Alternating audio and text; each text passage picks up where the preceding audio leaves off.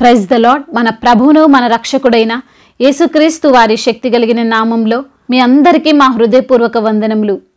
ఈరోజు దేవుని వాక్యము, ఆకాశమందు ఆసీనుడవైన వాడా, నీ తట్టు నా కనులెత్తుచున్నాను. కీర్తనల గ్రంథము 123వ కీర్తన 1వ చరణం. I lift up my eyes to you who SIT enthroned in heaven. Psalms chapter 123 verse 1. ఈ రోజుకు గాను కృపగలిగిన దేవుడు మనకు అనుగ్రహించిన వాక్య భాగమును బట్టి ధ్యానించుకుందాము. ప్రభునందు ప్రియమైన సహోదరి సహోదరులారా, మన దేవుడు మహాశక్తి సంపన్నుడు. ఆయన సింహాసనము ఈ లోక సంబంధమైన రాజ్యములో లేదా దేశాలలో లేదు. ఆయన సింహాసనము ఆకాశమందు పరలోకమందు ఉన్నది. ఆయన పవర్ ఏదో 5 సంవత్సరాలు 10 సంవత్సరాలు కాదు, యుగ యుగములు ఆయన తన యొక్క సింహాసనముపై ఆసీనుడై ఉంటాడు. వాక్యం సెలవిస్తుంది, ఆకాశము ఆయన సింహాసనము, భూమి ఆయన పాదపీఠము అని. అటువంటి ఉన్నతమైన దేవుణ్ణి మనము ఈ రోజున కలిగి ఉన్నాము. ఈ రోజున ఎంతో మంది లోకములో చీకటి వంటి సమస్యలతో జీవిస్తున్నారు, బంధకాలలో పడి ఉన్నారు. అయితే వారు సహాయం కోసం, వారికున్న ఆ బాధలలో నుండి రక్షింపబడ్డం కోసం మరలా చీకటి సంబంధులనే ఆశ్రయిస్తున్నారు. అనగా నిమిత్త మాత్రులైన మనుష్యులనే ఆశ్రయిస్తున్నారు. కొద్ది సంవత్సరాలు ఉండే అధికారాన్ని చూసి, కొద్ది రోజులు ఉండే ధనాన్ని బట్టి ఈ లోక జనులైన వారు వారి కన్నులను అధికారులపైనను, రాజులపైనను, రాజ్యాలపైనను ఉంచుతున్నారు. దాని వలన ఏం ఉపయోగం లేదు. మన ఇల్లంతా చీకటిగా ఉంది అనుకోండి, మనం చీకటిలోనే ఉంటామా? మన కన్నులు మరలా చీకటినే చూడడానికి ఇష్టపడతాయా? కాదు కదా. ఎక్కడ వెలుగుందా అని మనం చూస్తాం. ఆటోమేటిక్గా మనము వెలుగును వెతుక్కుంటూ వెళ్తాం కదండి. ఒకవేళ మనము ఆ చీకటిలోనే ఉంటే మనకు ఏమీ తెలియదు, ఏం అర్థం కాదు. ఈ రోజున నీవు బహుశా సమస్యల్లో ఉండి, అపాయములో ఉండి, బలహీనతల్లో ఉండి, నీకు సహాయం కలగడం కోసం మనుష్యుల వైపు చూస్తే ఆ సమస్యకు నీకు పరిష్కారం దొరకదు. మన దేవుడు సియోనులో ప్రకాశించుచున్నాడు అని వాక్యం సెలవిస్తుంది. ఆయన తట్టు చూచువారి ముఖములెన్నడూ లజ్జింపకపోవును అని దేవుని యొక్క వాక్యము సుస్పష్టముగా సెలవిస్తుంది. హన్నాకు పిల్లలు లేరు, ఎంతో అవమానము ఆమె అనుభవిస్తుంది. పెనిన్నా పెడుతున్నటువంటి మానసిక బాధను భరించలేకపోయింది.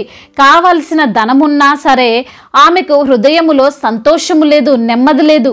అయితే ప్రియమైన సహోదరి సహోదరుడా, ఆమె తన అవమాన భారము నుండి విడుదల పొందుకోవడం కోసం ఎవరి వైపు ఆమె చూడలేదు, ఏ వైద్యుణ్ణి ఆమె సంప్రదించలేదు, ఈ లోక సంబంధమైన దారులను వెతుక్కోలేదు.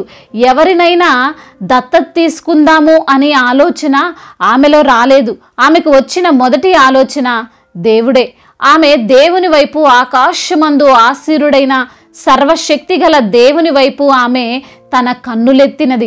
అందుకే గర్భఫలం పొందుకుంది. మరి ఈ రోజున ఈ మాటలు వింటున్న నీవు ఎవరి వైపు చూస్తున్నావు? ఎవరి వలన సహాయం కలుగుతుంది అనుకుంటున్నావు? భూమి ఆకాశములు సృజించిన మన సజీవుడైన దేవుని వలన తప్ప మరి ఎవరి వలనో సహాయమో మనకు కలగదు. ఆయన తప్ప మన జీవితాలు ఎవ్వరూ మార్చలేరు, మన కుటుంబాన్ని ఎవ్వరూ కట్టలేరు.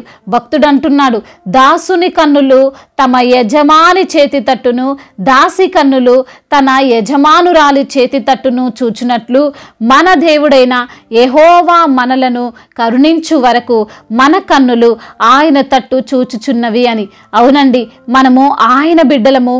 ఆయన బలమేంటో, ఆయన శక్తి ఏమిటో తెలిసిన వారము గనుక మన కన్నులు ఆయన వైపే చూడాలి. ఆకాశమందు ఉన్న మన యేసయ్య తప్ప మనకెవరున్నారు చెప్పండి? ఆయన కునుకడు, నిద్రపోడు. ఆయన మన ప్రక్కన నీడగా ఉండి మనల్ని కాపాడతాడు. ఆయన మన పాదములను త్రొట్టిల్లనివ్వడు. మరి అటువంటి ఉన్నతమైన దేవుని వైపు కాక ఈ లోక సంబంధులమైన వారి వైపు మన కన్నులు సహాయం కోసం చూస్తే మనము నిజంగా సహాయం పొందగలమా? ఆలోచించండి. ఈ రోజున ఈ మాటలు వింటున్న ప్రియమైన సహోదరి సహోదరులారా, మీరు ఎటువంటి సమస్యతోనైనా బాధపడుతుండొచ్చు, ఎటువంటి భయంకరమైన పరిస్థితుల్లో మీరు ఉండి ఉండవచ్చు. అన్యాయము జరిగిన స్థితిలో, వెలివేయబడినటువంటి స్థితిలో, నిందింపబడుతున్నటువంటి వారిగా, అవమానింపబడుతున్న వారిగా ఈ రోజున ఉండి ఉండొచ్చు. అయితే నీవు ఈ రోజున వెలుగునిచ్చే దేవుని వైపు నీ కన్నులను ఎత్తగలిగితే నీ పైన ఆయన తన సన్నిధి కాంతిని ఉదయింపజేసి నీకు రక్షణను సమాధానమును కలగజేస్తాడు. కాబట్టి భయపడకు. ఈ లోకంలో నీకు సహాయము దొరకడం లేదని కృంగిపోకు. ఆకాశమందు ఆసీనుడైన మన దేవుని వైపు చూస్తూ ఆయనకు మొర్రపెట్టు. నీవు గొప్ప కార్యాలను తప్పకుండా చూస్తావు. దేవుడు ఈ మాటలను దీవించి మన హృదయములో ఫలింపచేయునుగాక. వాక్య భాగమును బట్టి ప్రార్థించుకుందాము. ప్రతి ఒక్కరు కూడా ప్రార్థనలో ఏకీభవించగలరు. ప్రార్థన.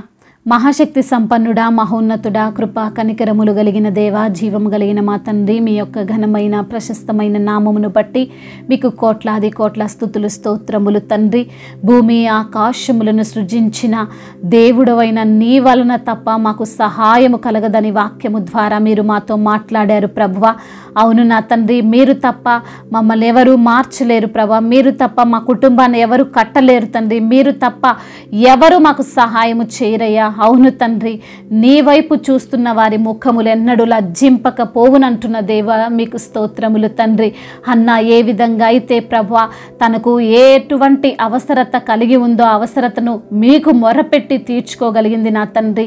మీరు తప్ప అయా గర్భఫలం ఇచ్చువారు ఎవరు లేరు తండ్రి. గర్భఫలము మీరిచ్చే బహుమానం అని తండ్రి వాక్యము ద్వారా మీరు మాతో సూటిగా తేటగా మాట్లాడి మమ్మల్ని సరిచేసి బలపరిచి ఆదరించిన మీ యొక్క అమూల్యమైనటువంటి మాటలను బట్టి మీకు కోట్లాది కోట్ల స్తుతులు స్తోత్రములు చెల్లిస్తున్నాము. ఎందరైతే బిడ్డలు ఈ రోజున వాక్యమును విని ప్రార్థనలో ఏకీభవిస్తున్నారో ప్రతి బిడ్డను మీరు పేరు పేరున దీవించండి, ఆశీర్వదించండి, బలపరచండి.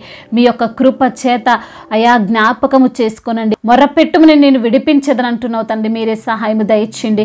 అయా బిడ్డలకున్న అనారోగ్య సమస్యలను బట్టి మీ సన్నిధిలో మొరపెడుతుండగా సహాయము దయచేయండి ప్రభా. అయా వారికి ఉన్న బలహీనతను కొట్టివేయండి.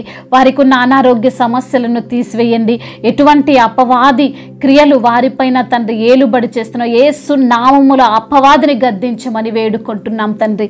అదేవిధంగా నా ప్రభువ, ఎందరైతే బిడ్డలు ప్రభా ఈ రోజున నడవలేక మాట్లాడలేక కూర్చొని స్థితిలో అనారోగ్యముతో బలహీనపడిపోయి ఉన్నారో, మానసికంగా కృంగిపోతున్నారో వారిని యేసు నామములో వారికి స్వస్థతను దయచేయమని వేడుకుంటున్నాం. ఆర్థిక సమస్యలను కొట్టివేయండి.